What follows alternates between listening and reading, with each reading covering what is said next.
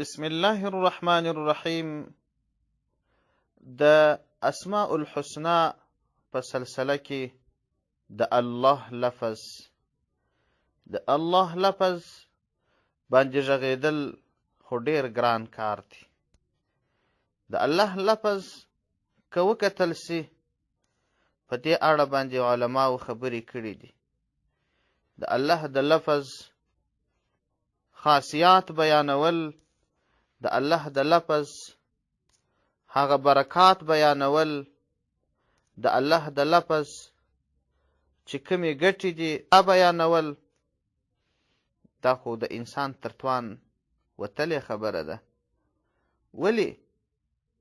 ځکه د الله لفظ هغه لفظ دی چې هر څوک د ویرې په وخت کې یاد کی الله، ویره به ځنې لرې کیږي.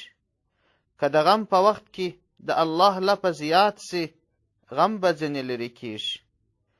او هر تکلیف او ستونزه چې انسان ته پیښه سي، د الله لفظ یاد سي، هغه غم، هغه تکلیف، هغه ستونزه به ځنې لرې کیږي. او که څوک د الله لفظ د تنګۍ په وخت کې یاد کی، الله به پراخي ور باندې راولي.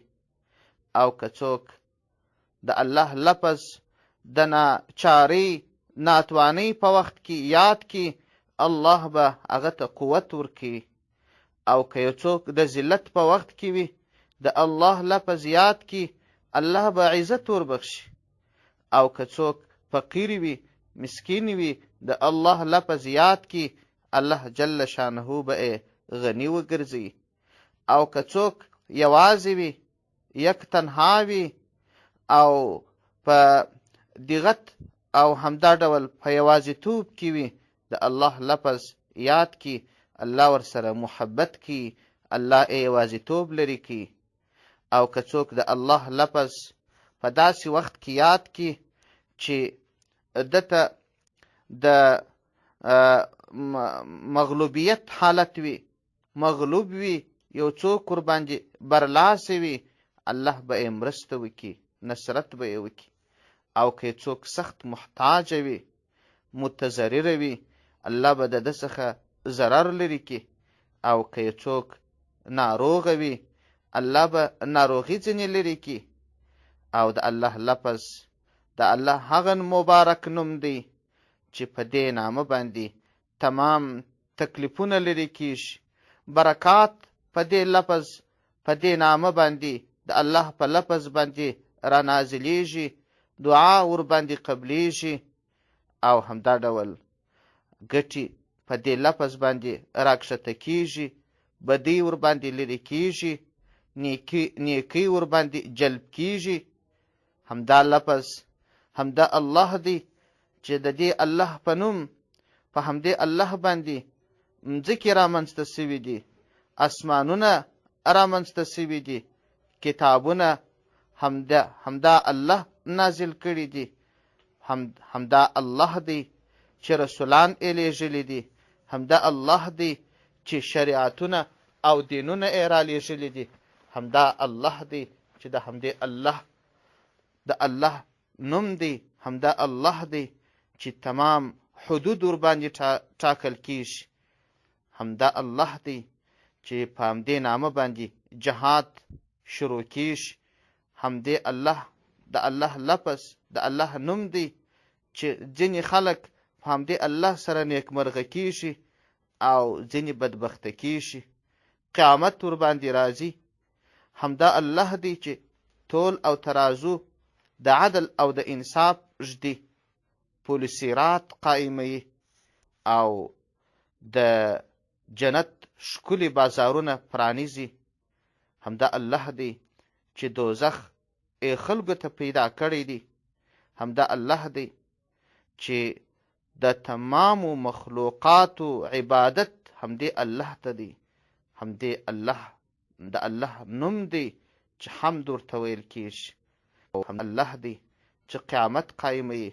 همدا د الله لفظ دی چې په قبر کې اولین د دې الله پوښتنه کیږي. او د قیامت ورځ د راپورته کېدلو لفظ، حقیقي محکمې، همدې الله ته راجع دي. دوستي او دشمني د همدې الله پر لفظ باندې ده.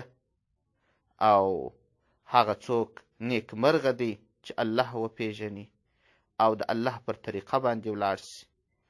او هغه څوک چې د الله څخه لرې سي بدبخته دی. هغه څوک چې د الله حقوق لرې کړي هغه بدبخته دی. او د تمامو مخلوقاتو اسرار د همدې الله سره تعلق لري. او همدا الله دی چې تمامې اړتیاوې همدې الله ته راجع کیږي او تمامې اړتیاوې همدا الله له منځه وړي. د الله د لفظ خبرې که هر څومره وسي بیا هم لږ دي. د لفظ ځینې خاصې ځانګړتیاوې چې علماو لیکلي دي هغه ډېرې دي، خو ځینې مشهورې ځانګړتیاوې لیکلي دي چې الله هغه لفظ دی چې یوازې د الله ذات ورباندې نومول شوی دی. غیر د الله څخه نه څوک حقیقتا نه مجازا د الله په لفظ نومول شوی دی. آن تر دې چې د تاریخ په اوږدو کې د مځکې مغرور انسانان او د مځکې بدماشان او د مځکې فرعونیان هغو هم دا جرأت نه دی کړی چې ځان ته الله ووایي. او د یو چا اسلام نه صحیح کېږي تر څو چې د الله لفظ په دې کلمه کې تلفظ نه کړي، لا اله الا الله.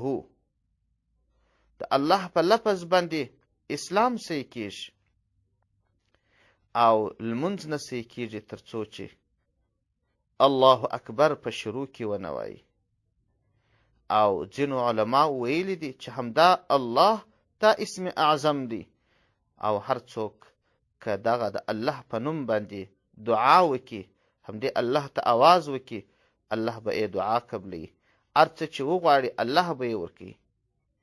او همدا الله دی چې بېشمېره اذکار چې په احادیثو کې ثابت شوي دي په ټولو کې د الله لفظ دی. همدا د الله لفظ دی چې تر 2000 واره زیات په قرآن عظیم شان کې ذکر شوی دی. نو که څوک دغه د الله لفظ تر هر لمانځه وروسته 100 واره ووایي، په زړه کې به یې خوشحالي پیدا سي. هغه د زړه هغه پوشیدګلوي به یې لرې سي، کوشادګي خلاصون به یې په زړه کې راسي، ښه به ښه ورته ښکاري، بد به بد ورته ښکاري. همدا خبره تجربې ثابته کړې ده. آخره خبره دا چې د الله د لفظ ځانګړتیاوې، د الله د لفظ خصوصیات بیانول جواب یې یوازې عجز دی. هیڅ چا لره د دې طاقت نشته چې د الله د لفظ دومرې ځانګړتیاوې چې په د الله په لفظ کې شته او هغه د انسانان بیان کړي. نو ښه خبره دا ده چې څومره سړی مینه د الله د لفظ سره وکړي او څومره غوښتنې چې د الله په لفظ باندې پوره کړي او څومره یې ډېر ووایي هغومره یې ګټه ده. والسلام علیکم ورحمة الله وبرکاته.